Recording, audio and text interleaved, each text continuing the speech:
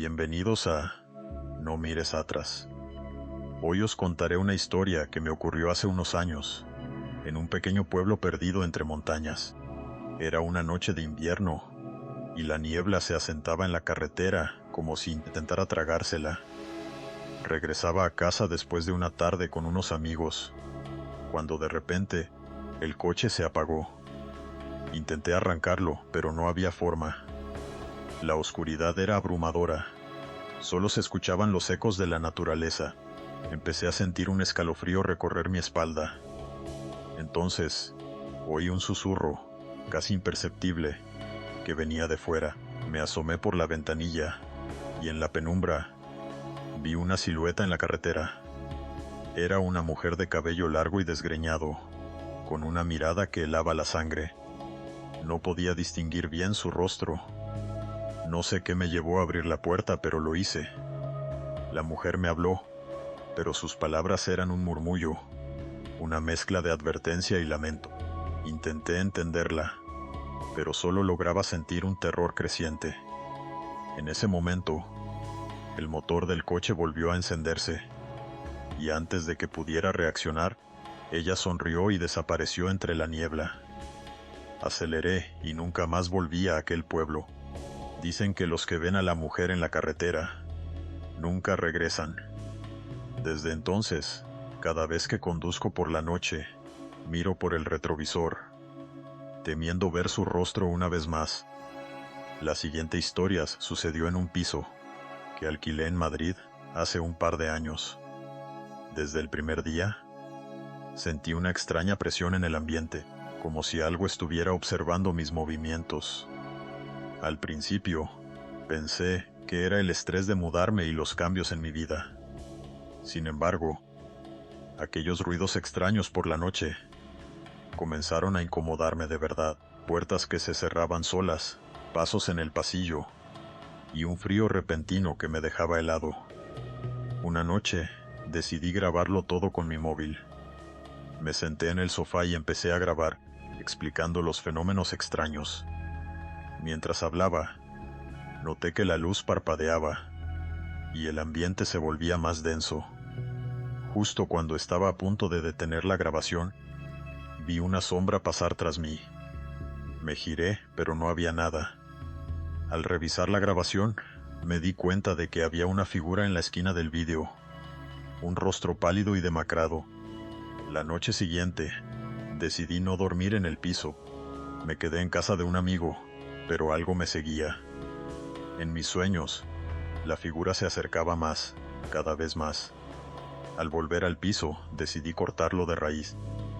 Nunca más quise mirar atrás, pero siempre recordaré aquel rostro que me miraba desde la oscuridad. Esta historia se desarrolla en una estación de tren abandonada, ubicada en las afueras de un pueblo. Mis amigos y yo siempre habíamos oído historias sobre este lugar. Decían que los espíritus de los viajeros que nunca llegaron habían quedado atrapados allí. Movidos por la curiosidad, un grupo de chavalas decidimos visitar la estación una noche. Al entrar, la oscuridad nos envolvió. Las paredes estaban cubiertas de grafitis y el suelo crujía bajo nuestros pies. De repente, una serie de ecos resonaron por el pasillo. Pensamos que eran nuestros propios gritos, pero cuando nos callamos, los ecos continuaron, como si algo estuviera intentando comunicarse con nosotros. A medida que avanzábamos, los ecos se transformaron en susurros, y sentimos que algo nos observaba. Mi amiga Marta, que era la más atrevida, se adelantó, solo para desaparecer en la penumbra. Gritamos su nombre, pero solo obtuvimos silencio a cambio.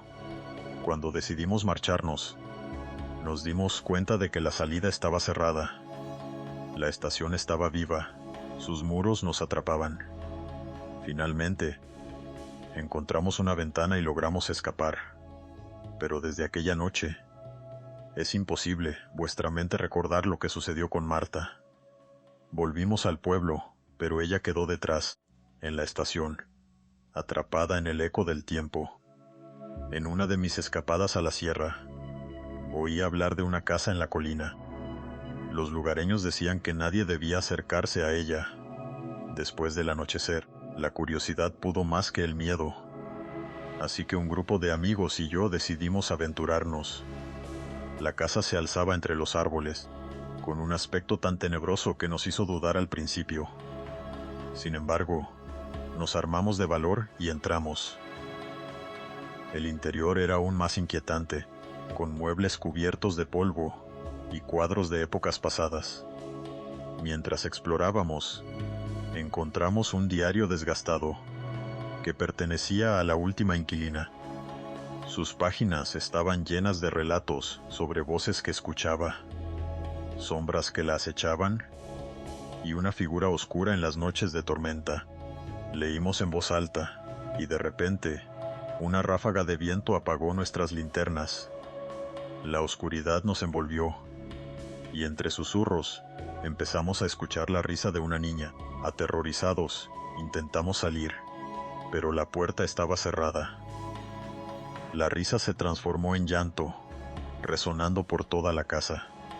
Finalmente, encontramos una salida, pero al mirar atrás, vimos una figura de pie en la ventana, mirándonos fijamente.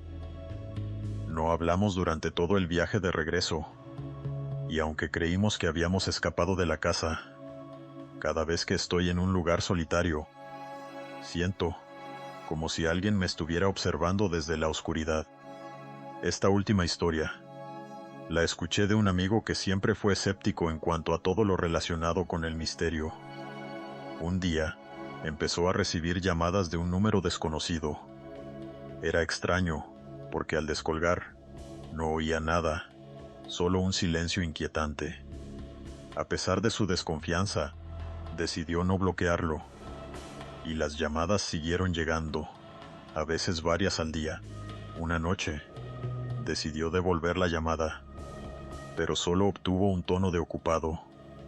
Lo dejó pasar, hasta que una noche, justo antes de la medianoche, recibió otra vez la llamada. Esta vez, al descolgar, oyó una respiración entrecortada. Su corazón se aceleró y decidió seguir la conversación. De repente, la voz susurró su nombre y la conversación se detuvo. Una sensación de miedo le recorrió la espalda. A la mañana siguiente, se enteró de que un chaval de su colegio había desaparecido hace años, y su nombre era el mismo que había escuchado la noche anterior. Sin más, comenzó a buscar información sobre el chico, y para su sorpresa, descubrió que el número que le llamaba pertenecía a un teléfono móvil que había pertenecido al chico desaparecido. Desde entonces, cada vez que suena su propio móvil, un escalofrío lo recorre.